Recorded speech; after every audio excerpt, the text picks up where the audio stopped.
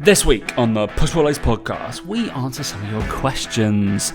Talk about what would we do if we started out Instagram again, where would we go for personal training, online and in person, and the best pizza place. 3, 2, 1. The guy who invented socks and sandals. What's going on, Daniel? Hey guys, welcome to the Push Pull Legs podcast with myself, Dan Meek. And me, Tom Hall. What's going on, bro? Who invented socks and sandals? You did. Me? No, sliders. Well, your socks and sliders, aren't you? Yeah, that's a patented look for you. It's definitely me that invented it as well. No one else has ever done that. I just always, it just reminds me of football. That look. It's a classic footballer. There we go. He's got them on. There you go. So always. I think I'm it's because as well, when you wear your socks, it's because when you wear your socks indoors in Dubai, they get really dirty because of all the sand on the floor and the obviously tile floors. So it's not like carpet where it doesn't really affect things. You actually get really dirty real quick if you got I suppose you've got laminate floor, haven't you, in there? So I don't have any fucking carpets. Yeah, back in Bath, I had carpet, so it was it wouldn't be a problem. Wouldn't need to wear them on carpet, but you do need to wear them here. We've got carpet and tiles in this house. All right. Well, most places have carpet in the UK. We got rugs. Well, you got to have a rug in you. Got to have a Star Wars rug. That's pretty cool. Star Wars. May the fourth be with you. Is that what you're saying? Yeah. No, that's exactly what it says. No, it does. I bought it. It was a classic. I got hit by an Instagram advert, and I was like, "Oh, that's fun." And it wasn't anything Star Wars. Anything Star Wars with you in an advert. It's like 50 chance you're going to buy it. Yeah, great. But it's gotten to that stage. You know, obviously, I think I've had this conversation before with people. It's like if somebody knows you like something, or you've said you like something to somebody once, then that's all they buy you for the rest of the time. Yes. I'm just like, great. I once said that I like, I don't know, some Marmite product. It's like, but you love Marmite. Yeah, but it's great. Cool. Yeah. You like bowls. Yeah, great. Thanks. Cool. I did it with my mum. My mum does it all the time. I said to her, I once said, I really like this chocolate orange. Obviously, every time chocolate orange. Just get cherry chocolate orange all the time. Cheers, Mum. Yeah, I don't like it that much. I mean, I just liked it at the time, but it's fun. Just get that every week. I can't remember what. My mum just gets me random shit, but I have enough Star Wars based products.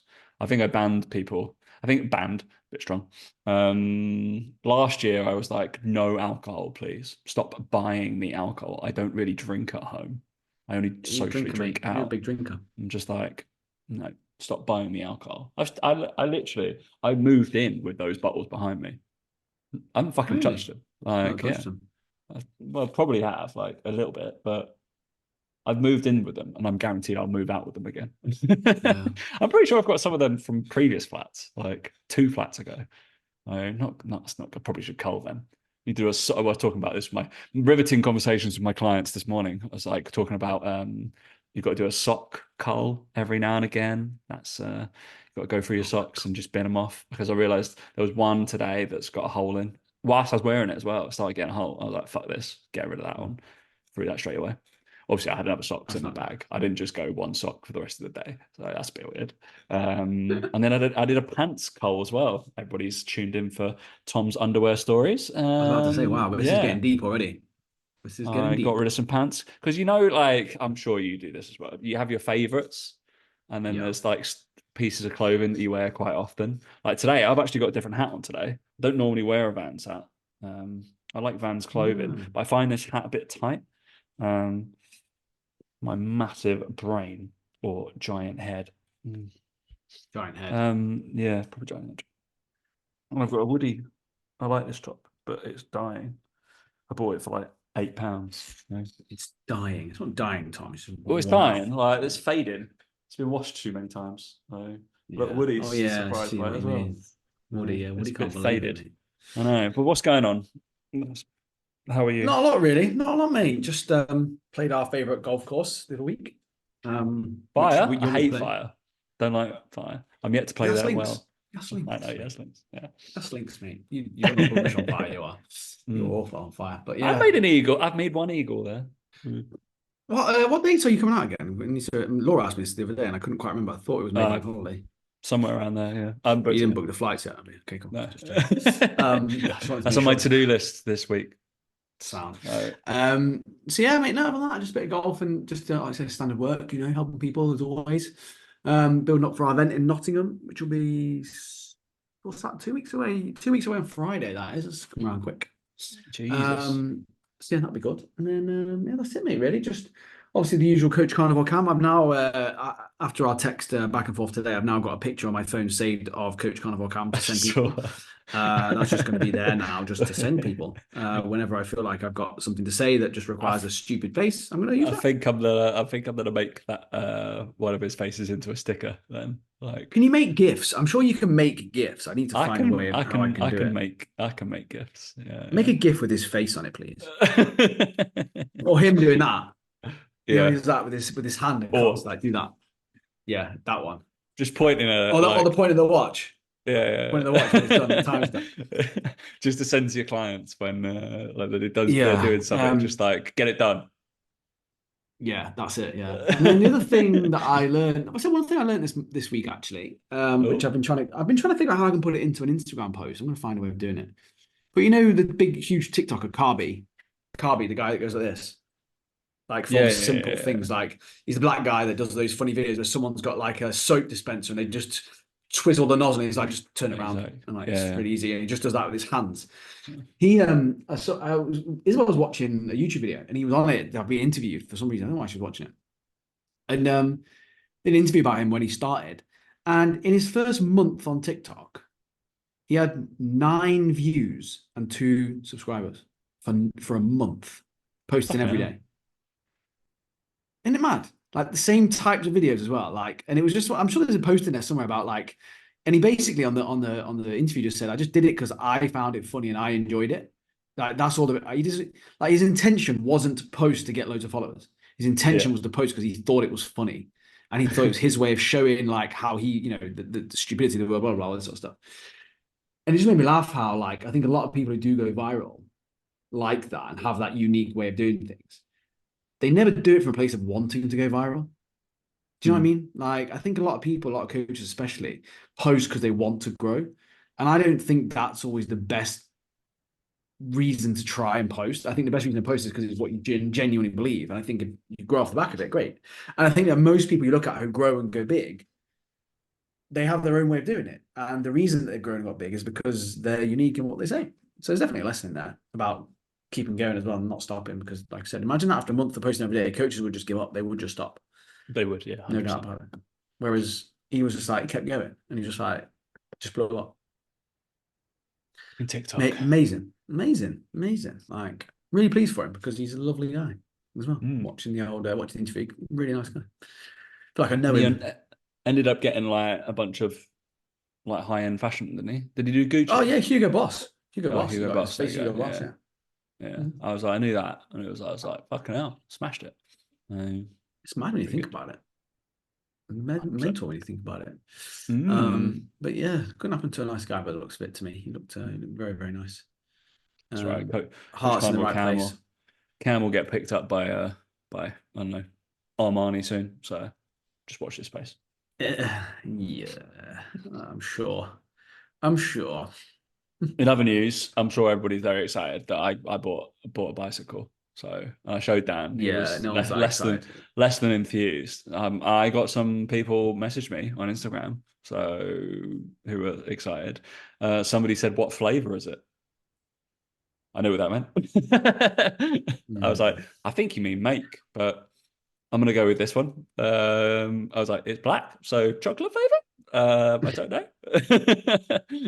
Like, is that what you wanted? She was like, I meant what make. I was like, well, you should probably say that then, because I'm going to come back with a sarcastic comment. That was definitely the case.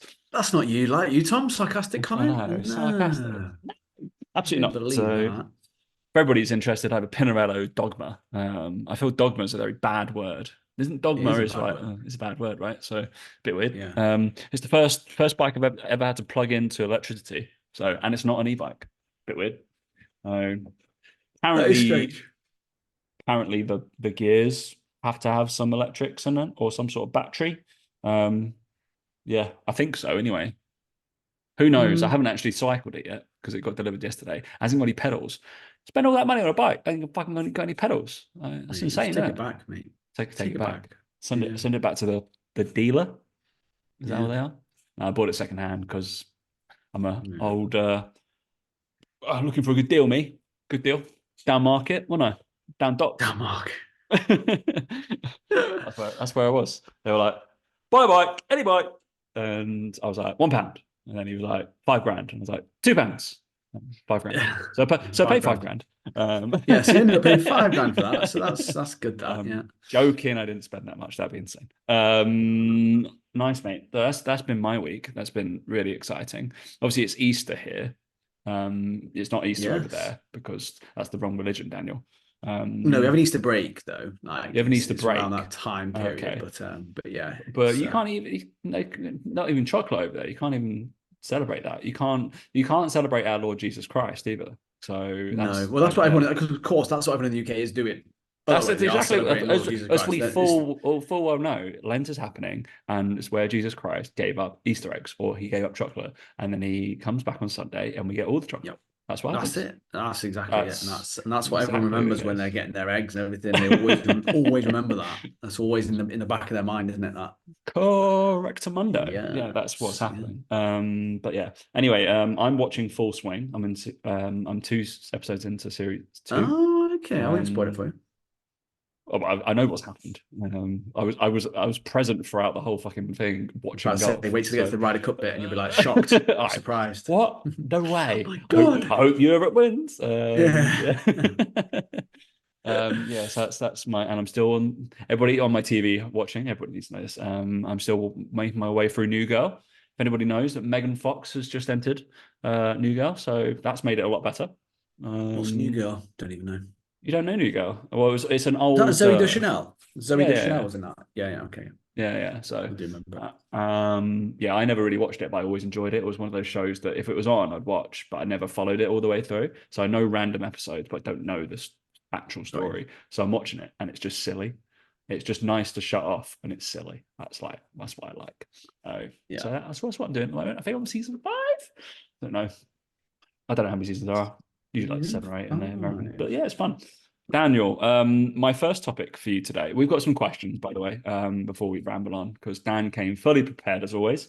And I thought I'd do a classic Instagram questions. It's always very hit and miss on Instagram on whether you get lots of stuff back, especially for podcast listeners, because I'm assuming we have followers, but not everybody listens to this. If everybody would, it'd be fantastic. So yeah, we'll stop it right here. Stop right here. Go fucking rate us. Go share it. Go tell one person. Share the pod, pass the pod, that kind of thing. That's stolen from Peter Crouch. We never do this early in the show. We've also never, I don't think we've done it for the last 100 shows in terms of ask for anything. So go fucking rate it. Jesus Christ. Yeah. Wherever you are on Spotify, or it's literally there. Stop. All right, good. Or pass it to someone you find. It was another coach, probably. Don't just pass it to everyone, someone who might enjoy it. I'd assume another coach would probably be our niche now, isn't it, really?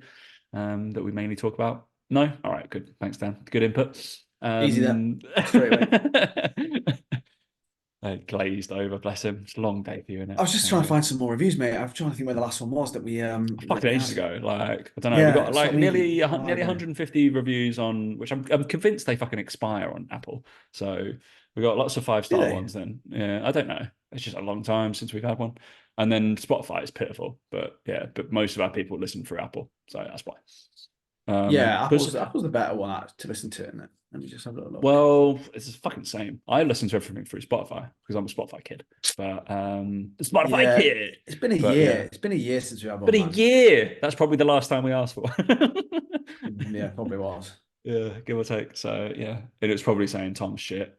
Doesn't basically that's what most of them say. You know, Tom's stupid. He should shut his mouth. He doesn't know what he's doing. Well, there was one. I remember one had a go at me for not talking about my ass about Joe Rogan podcast. I was like, watched it. I can't believe you dismissed Joe Rogan, Tom.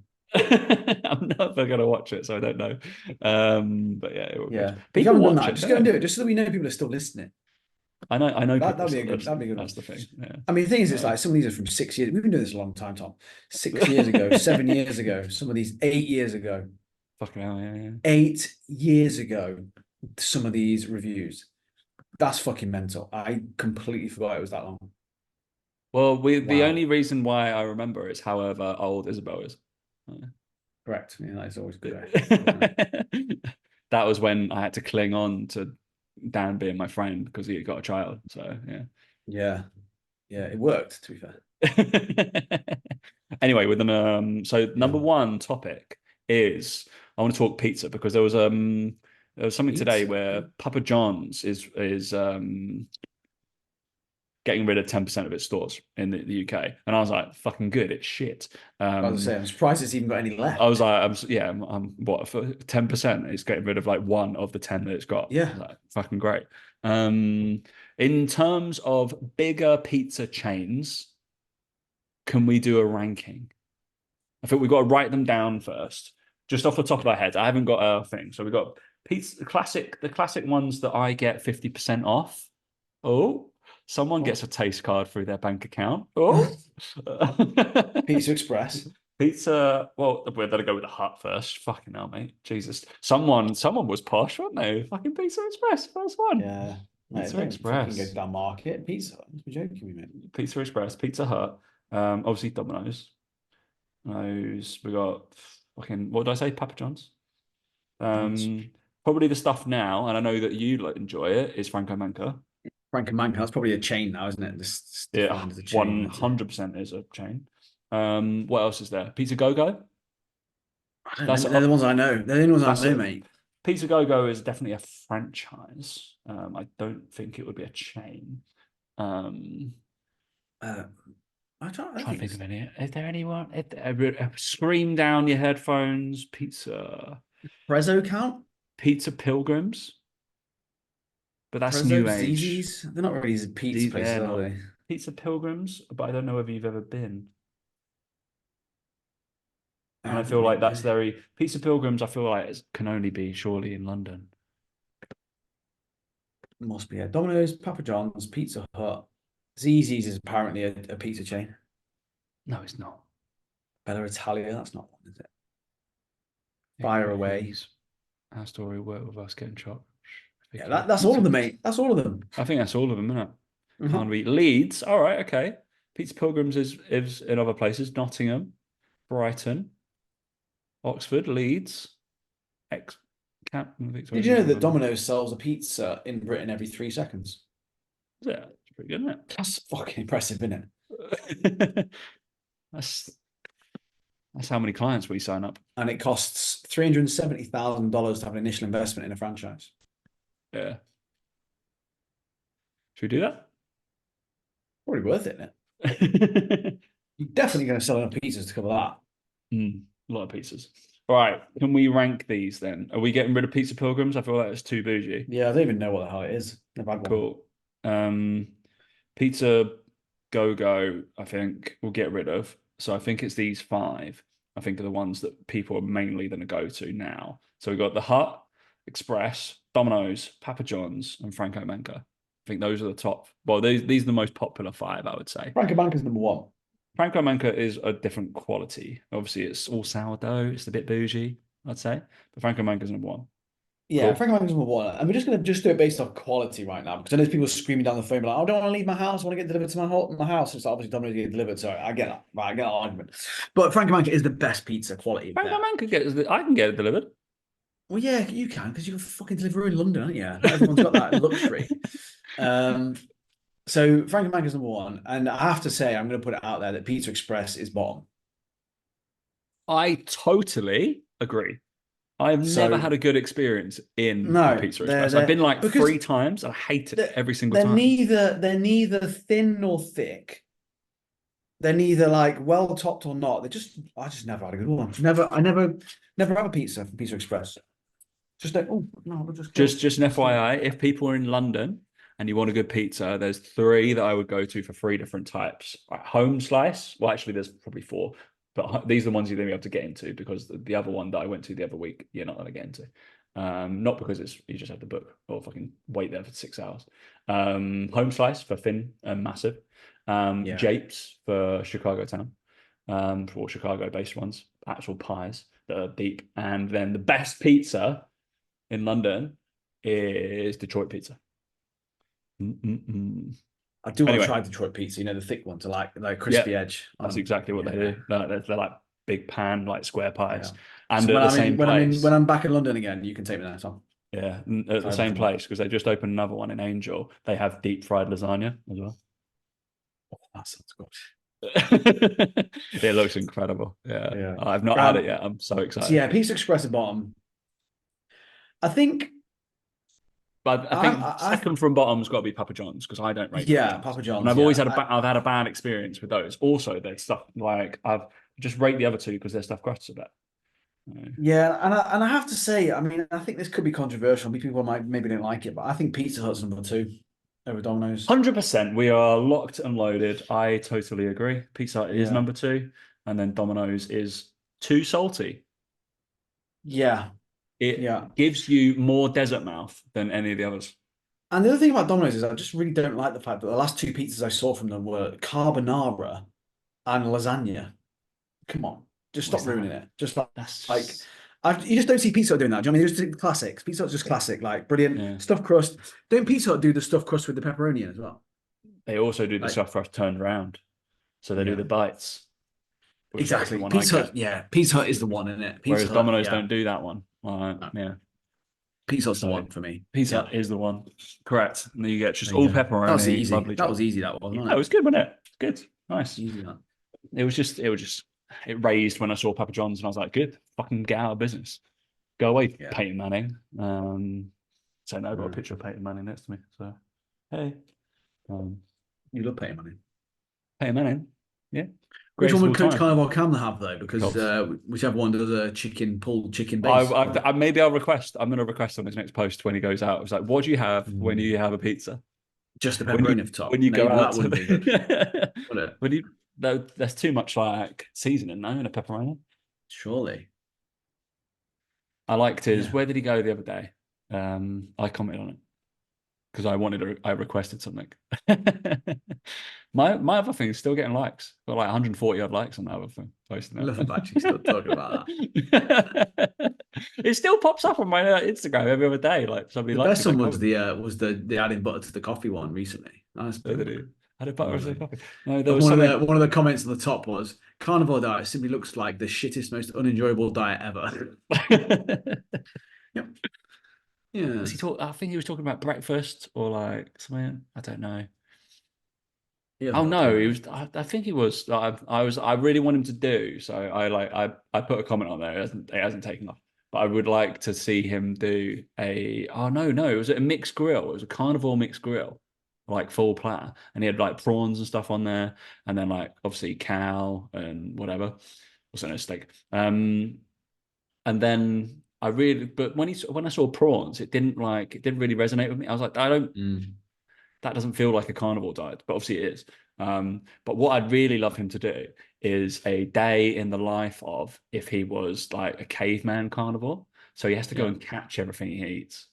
Wouldn't that be Yeah. great? I'm just Yeah. imagining him. I feel like catching prawns he could probably do, but not hard. But like having to catch a cow and do everything with it, or like eat a badger or something like that. Yeah. I'd watch that one. Yeah, I'd watch him do that. I'd watch him have to, skin and He'd hunt have his to animal down. hunt his animals, whatever animals he's gonna hunt. He's gonna hunt some like fucking cheese. So probably. Yeah. I've stolen this egg off this angry chicken. It's just like I'd back the chicken. It'll be like that on Family Guy when that massive chicken bite like beats up Peter.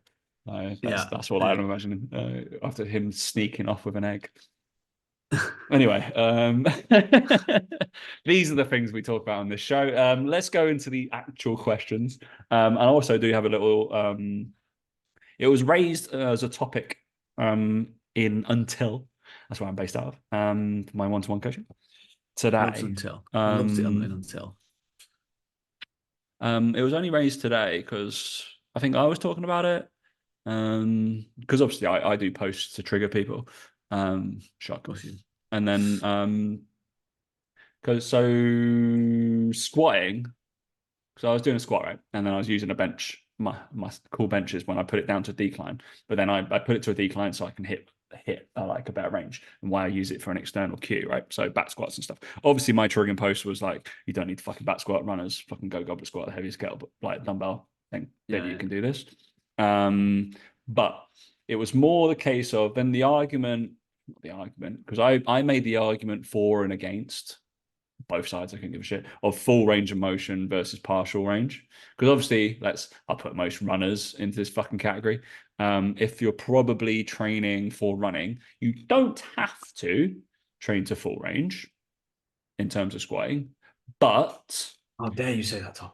but there is more evidence to say that there's probably more gains and benefits to train to full range, but you don't have to. There's nothing in your sport that says you have to. There's also the benefits of maybe you're never going to have to hit full range or whatever from your run or your stride length or your whatever. It's very like limited, but and then you like go into like, I don't know, Olympic athletes are doing full range squats and stuff like that. Some do, some don't like what the benefits are. Do you have a take on this, Dan? I feel like you're a full range monkey. No, look, I think like you just said there, it depends on how functional you want to be, right? If you're looking at prime, if you're looking at, okay, I want to be a runner, I want to be able to run as much as possible. I don't want to be too sore. I want to maximize the stuff I can do with it. You could argue then, yeah, not every single session needs to be full range. You could argue that there's benefit of some partial range and being strengthened through the range you need to work it.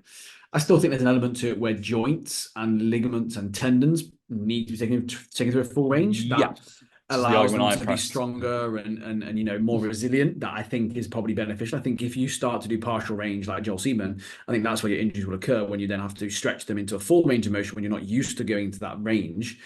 I doubt it's the muscle that's going to be too much of an issue, but it's just that with running, we know that the overuse on ligaments and tendons is going to be something that's going to be an issue potentially. That'd be my view on it. I just don't want people to use it as a cop out because it's easier to train partial range a little bit more. The annoyance for me is seeing the I'm a runner put a fucking bar pad on their back squat and then they're in their fucking running shoes and they're like squatting 60 kilos but to partial range anyway. And then obviously the argument I was like, put a fucking bench next to you. I do it. I can squat to full range, but I'm gonna get that little external cue to tap of like knowing where my kind of wink is, and it's just like, all right, I'm gonna do that anyway. And I just do it to control depth more than anything else. So I can take it away. It's absolutely fine. But then there's that bounce out at the bottom, which is what you alluded to in terms of like the stretch reflex and what you're training in that deep tier of like plyometrics. If anybody Google deep tier plyometrics, and you'll know what I mean in terms of like, most people think it's about stiffness and being very like straight, but you can train plyometrics in full range where your ligaments full stretched. And then you get those elastic properties is where like those, the knees over toes guys.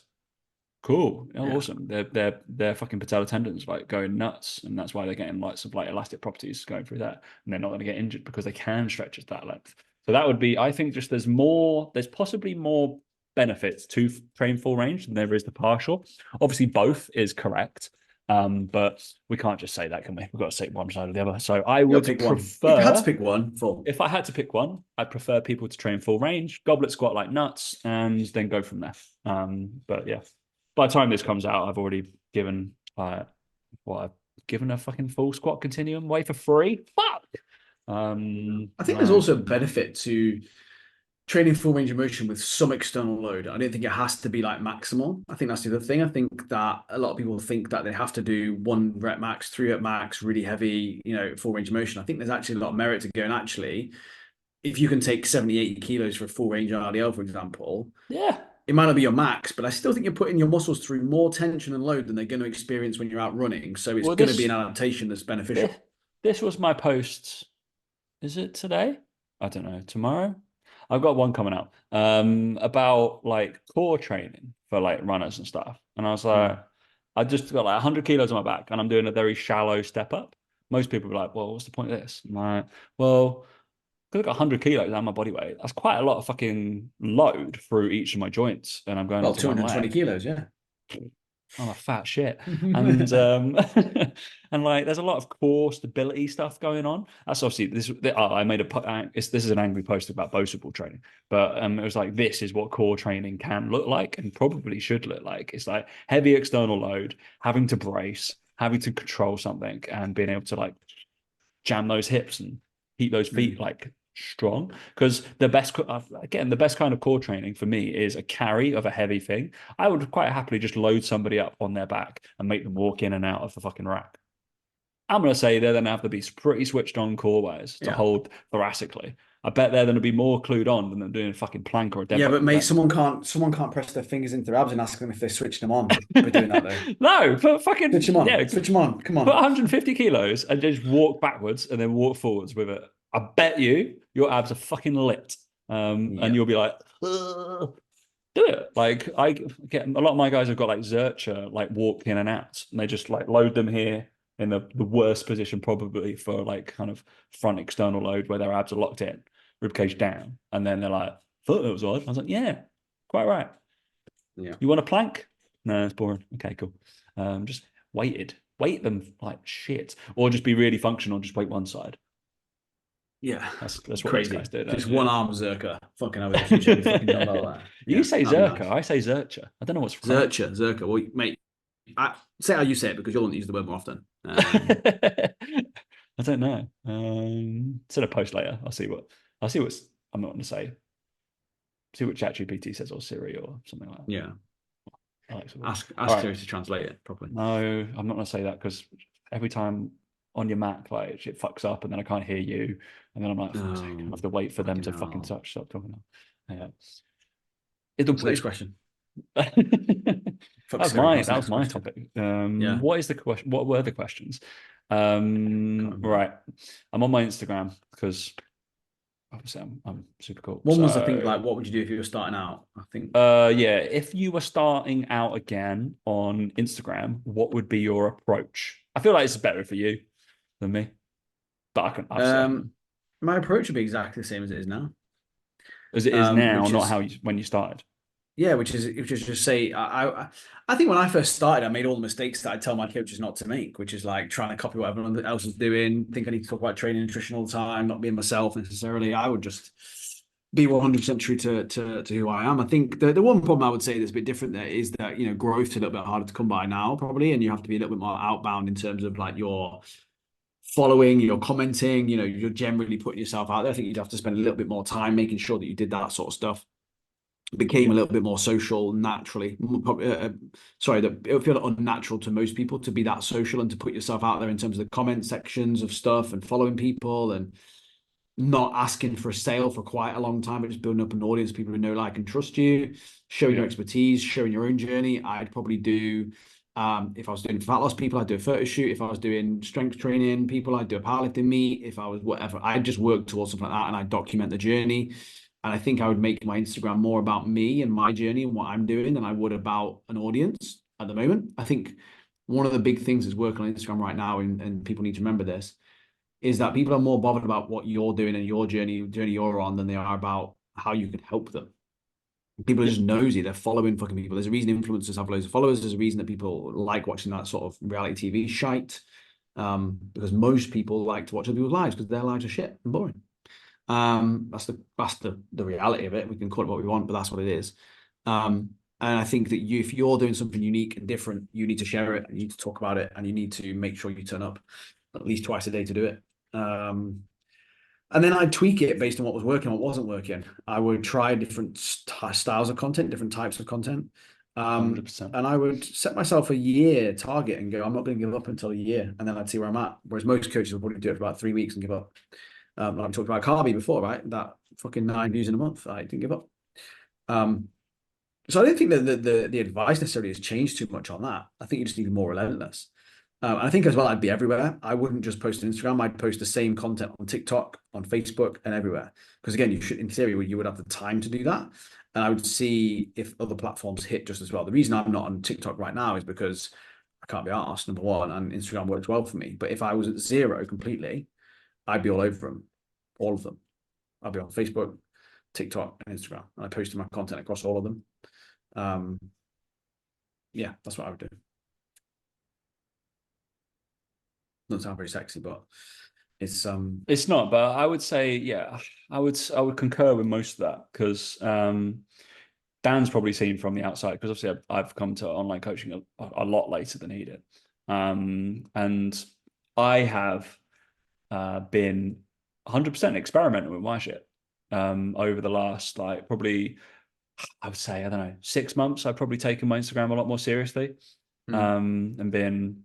You could scroll back and then you could see exactly what it's like. And I'm just looking at it now. in terms of like, so obviously you can look on your like reach and stuff like that and what happens in terms of content. You can probably see my shift towards certain things and keeping. I used to do a lot of, because I'm really comfortable in front of camera. Could give a shit. I will say what I like. I'll be fine. I can talk through stuff, and I don't mind being a dick. But I think after speaking, obviously with Sook, he was like, probably need to tone it down and be a little bit simpler. So that's why I've got a lot more simple reels on my stuff, because people who follow me or engage with my shit tend to just want to save it or want my opinion, because I guess I've got enough of a status to just be an expert in that area, because obviously I've got the social proof, just hits out there, and then everything that I'm talking about, because I kind of walk the walk, that kind of thing. And my reach has, so I think 30 days, I'm over 30,000 of like accounts, like most of the time now. And it's just growing and growing, which is really cool, which is a lot better. But this is through experimentation. A month ago, that wasn't near that. That was like at 18,000. And then a month ago, previous that was only at like 10,000 or something like that. And then it was, I remember it 6 months ago, barely fucking reaching, I've got like 3,000 followers, but it wasn't even reaching 3,000 people like in a month. And I'm like, that's not right. I need to sort out my shit, right?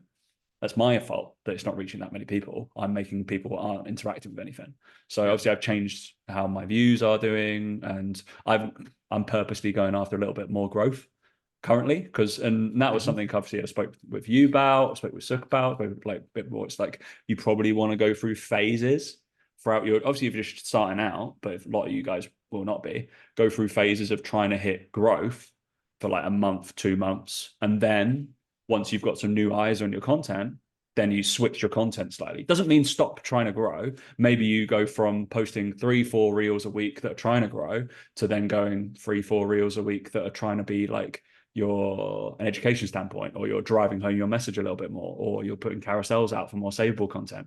So they end up resonating with you. And then those people who are saving that content, who have already bought in 3 months ago, who've just been followed, may be in a position to buy from you after 4, 5, 6 months.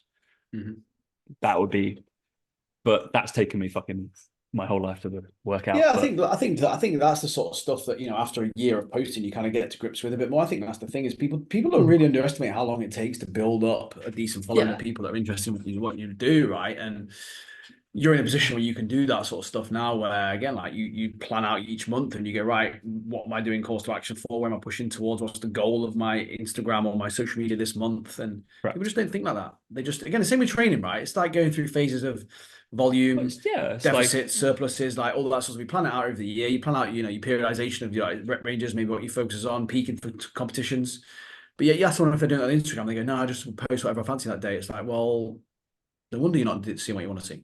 Well, you can directly see, obviously, I was very kind of open with it, and I have with my guys, and I was just like, look, I posted a social proof client story every 3 days for a month, and then did my wolf whistle or whatever, and then I onboarded a shit ton of people, and I was like, it was very, very, very purposeful. And then I was like, then I can close my doors for a little bit. It's cool. I feel like I'm full. All right, and then we open again. But yeah, I think. Yeah, it's just planning. I genuinely think having a plan is a huge part of it. It's just thinking ahead and going, right, what am I going to do? Like, most people just don't do that. They just do not have a plan. They just go week to week, month to month, hoping for the best. So yeah, so if we were to start again, I think we'd go through that, do your own story, do that kind of thing, lean into your personality traits hard, and enjoy it. Have some fun with it, and just see what you like doing, because we've said it before, right? The content that you like filming is probably the content that people like watching. And then flick through your stuff. What do you like doing? What do you like saving? That kind of shit. If it was just me, I'd just be doing food content, because that's the shit I save all the time. Like, yeah. So I'd be like, oh, you can't cook, so. How dare you? Mate, I want you to turn into that El Burrito monster. I want you to start doing it outside, like all the burritos he does. The fucking. Oh, I love that. I love watching this. I don't know that El Burrito monster. The one I've sent you his videos before. I sent you his videos of the burrito he makes. He's outside in the garden. He gets his sword out and he does that on the chicken. And I've seen you on Instagram before. Have you ignored me? You've obviously ignored me. Probably. Well, it's probably you probably tagged me classically again, but it doesn't fucking show. No, I thought I sent it to you a messenger that one. But again, again, interestingly though, with him, he's another one that he's posted these videos, just reached 1 million followers like recently, and then in celebration of it, he posted some of his old videos, his stories, and he basically started in lockdown, and he posted his first ever reels and stuff to his stories and reposted his old stories. Again, exactly the same as he is now, like exactly the same. Just took that long to build up a huge following of people. Never deviated, never changed what he was doing. Well, remember Mr. Beast. Remember the first video of him that went mad was him. Was it him counting to 1 million or something like that? He just sat there and counted. Like he counted to 10,000 or something like that. It took him and he obviously filmed it all, and it took him like over a week. But yeah, he just made content that he thought was ridiculous. And he's the biggest YouTuber in the world.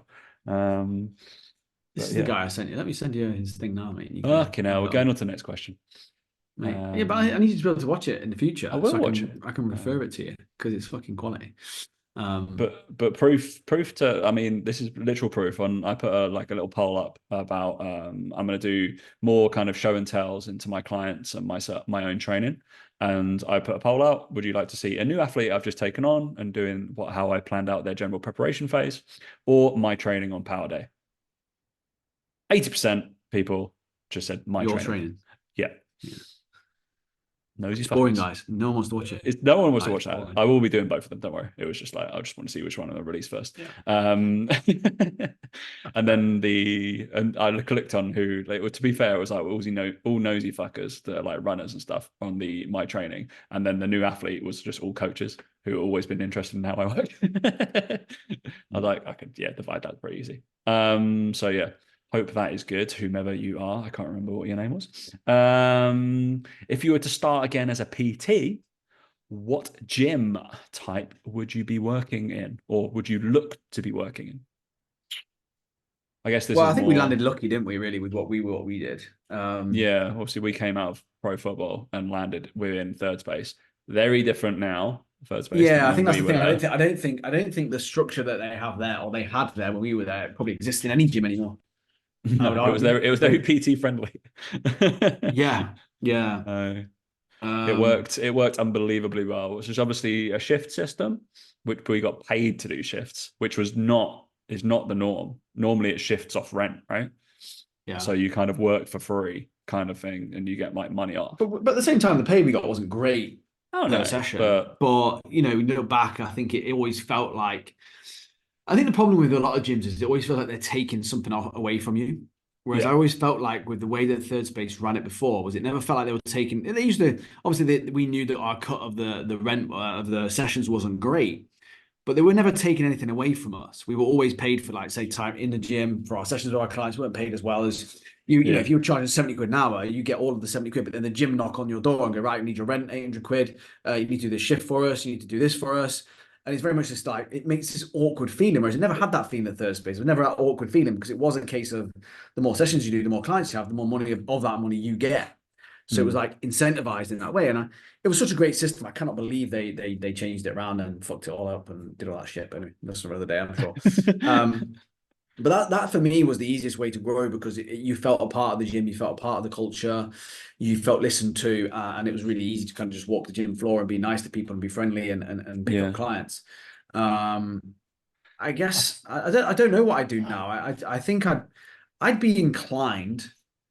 I'll let you give the full answer on this because you'll know far more than me.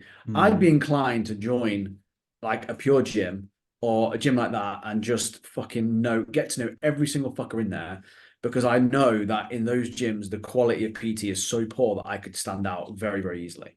That's my gut instinct on that. I think what most people would think would be like, oh, I'll join a private little studio. And it's like, there's no fucker there. No one's there to train. You want to be in a gym that's busy, got a lot of people in it. That would be my gut instinct if you're starting out. Yeah, the only that would be number one. I think you get in a facility that just has fucking tons of people in it because you job done. Number one, there's lots of people in there who are interested in training, and even if you'll pick up obviously one-to-one clients and stuff like that, but you obviously won't be getting fantastic pay. But there are busy pure gym trainers that earn good money. That's absolutely fine. But it's also, we're talking new PTs. They're going to be cutting their teeth, learning their coaching skills, learning what they want to do, finding their niche, all this kind of stuff. But in pure gym, your niche is everybody who's in there. It's fine. Yeah. But then there's the other way that I've like discussed with people before, a few people that probably actually in your group, mate. And they've come to me for this kind of like one-to-one advice. Don't worry, I'll send you an invoice. And then I was just like, what do you, I was like, what do you want to do? It's like, do you want, they're like, oh, I'm struggling to build online, but I still want to do one-to-one. I know you talk about it on the podcast and stuff like that. I was like, that's fine. But if you can build the like one-to-one stuff, obviously they're not in a position to probably afford you to do one-to-one coaching with you, who you've actually told them the answer. But I would be inclined to go to one of those like almost like semi-private things or CrossFit boxes and stuff like that, and try and worm your way into classes and try and get on a class roster, and go that route in. Because I feel there's quite a few personal trainers who have built fucking good businesses from just doing classes at like Cycle or Soul Cycle or like a Barry's or stuff like that, and they pick up clients that way. Obviously you have to be a certain personality to teach classes, but then there's also other gyms like, but that's also the sort of personality that people want out of their trainer. Yeah, but there's also other gyms that are similar but more personal training things, so it's semi-private training like Foundry Fit and stuff like that. So they do have members, but you're going to be like almost like a TA. You're assistant to the like regional manager, right? So they're going to be there, but they're kind of like in and around. So you have the whomever's leading the hour or the 75-minute session that the person's doing it. So say me, and then Dan will be there to assist. They have those kind of, but you're paid at a lesser rate, but you're still introducing into coaching and stuff like that. And you can probably pick up clients that way. And that would be a good way of embedding into a system, learning a system and going for it. Like I have a system for training. Everybody pretty much sticks to my systems, and that's how we train. And that's how I get results. I don't believe that you can have a lot of clients if you don't have a system. If you don't have one and you're fucking freeballing the whole thing, I think you're fucking mad. You will not be successful. No chance. Financially, you will not be successful. You might have good results, but no chance. Yeah. So I would pick one of those two ways. If you don't want to go the pure gym method, I would be like, are you a class orientated person? No. All right, cool. Go try and find one of those, not boutique gyms, like private gyms, but it's going to be private in the fact that they run semi-private or group coaching, and try and get into doing a part-time like coaching job. So see if you can shadow, then you start to take it on. Unfortunately, it's going to be like low. It's going to be low money. It just is. Well, yeah, I think that's the thing as well. It's going to be low money, but lots of hours as well. But like, don't shy away from that. It's going to be a lot of hours. Of course it is. But that, like, I think being able to get into a model like that, like clients that we've worked with, like Bradders and what's his face, they've just opened another gym, and they're just group coaching in like East London, right? They would 100%, if you're in that area, kind of like if you're a qualified personal trainer and you wanted to shadow and come in and gradually take stuff off their backs, they would definitely do it, that kind of thing. I know there's a really successful model. So Jean-Claude Vacassin, like he closed down W10 and then opened Foundry Fit, and there's quite a lot of Foundry Fits across London now because that's their model. And there's some good. So we had the Sam McGowan on the podcast. She started personal training at Foundry Fit. That was her route in. So that kind of thing. And now she's got a good business. So, but she learned how to coach. She learned how to do group coaching, and that was her thing into going into. So yeah, I would do that if possible. Wherever you are based, if there's those kind of facilities, there must be like warehouse facilities and stuff like that you can jump into and do group coaching. So, I think whatever you do, you've got to put yourself out there. You've got to do loads of hours for not a lot of pay initially, and you've got to build good relationships with people. Yeah. And put your personality out there. Like it's the same stuff as we talk about online. You just do it in person. Yeah, that's right. Don't complain about getting no clients if you're an online coach and you posted like 7 times this year. Yeah. Likewise, if you're doing it in person, you never do any classes, you never spend any time in the gym, and you moan that people don't get handed to you on a plate, then sort your shit out. Go speak to the owner. Go speak to the receptionist. Go speak to the salesperson. Like, be that person. yeah, everybody else hates you, but guess what? You've got clients, so absolutely Yep. fine. All right, next question. Boom, boom, boom. Would you bother with online at all? So this was actually from the same person because they're starting out. I'm assuming they're starting out to be PT. What you're looking, but would you, from the start, would you bother with online? That's what you want to achieve. I think with the online stuff, the one thing I would say is you've got to really, really want to be online. You've got to really want to create content. You've got to really want to do it. If you're going to post twice a week and you're going to kind of half-ass it, just don't even bother. Don't even bother. If you're going to create content because you enjoy creating content and you want to have fun with it, do that, then great. Again, it's how long's a piece of string, right? I think at some point you're going to want to look at and expand online because people, in general, as PTs, you get a little bit frustrated with the whole trading time for money thing and the early mornings and late nights and things like that. That you could potentially change if you did it online a little bit more. Yeah, that's an option, but I think the whole trend of everyone moving online is very much geared around, the people are, a lot of mentors are selling the freedom and selling the traveling and selling all this sort of stuff. And it's like, yeah, maybe there's an element of that, but it's not as easy as that either. Did Alex send you this? This is fucking horseshit. He sent it to me on WhatsApp and he was like, have you ever fucking seen this before? Tell me the fitness industry is, he wrote, tell me the fitness industry is fucked without telling me. From an online, I'm using air quotes, online coaches intake form. And if you're listening to this and this is you, disclaimer, even though it is not required, I do not as of yet hold any personal training qualifications from an online coach and their pages for online coaching. However, I am working towards them. All my knowledge is self-learned and applied through my own practice. I am also not a medical professional, so any advice or training you take on board is done so at your own risk, based off your own prior knowledge of injuries and existing medical conditions. Please highlight to me anything you're uncomfortable with or unable to do for a reason. Always seeking medical advice. Can't fucking get insurance. He can't get insurance, but he's an online coach. Don't know if he's got any clients, but you can't fucking advertise it. You can't have insurance. You have to publish your fucking personal trainer qual or equivalent of to get insurance. So if you fucking madness. But that is the issue with, like, if somebody's an influencer and they start doing coaching, that's what me and Luke started reaching out to people with big following. We were like, look, we'll qualify you. Like, we're an education provider. We'll qualify you if you want to build, like, monetize your audience. And most of them didn't see the point of it because they're like, why would I need to do that? It's like, because illegal what you're doing currently.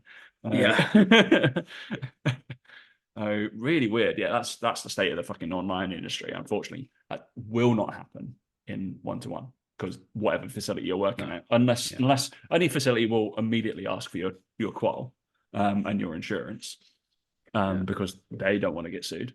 But if you're, I guess, a park PT, I guess they can get away with it. But yeah, tough, innit? Risky though, if something goes wrong. So risky. Don't do that, guys. But yeah, I would say obviously I wrote on a story over that thing, just saying that I would 100, both me and Dan would probably, we concur on this. I would definitely cut your teeth doing one-to-one, and then learn about coaching, and then move online. I wouldn't do it. Yeah, that's the way I would do it. Just I think you learn a lot on how things should be done and kind of like gym dynamics and stuff like that, which I don't think, like I say, you can always get from just doing online. I think it's useful. Yeah.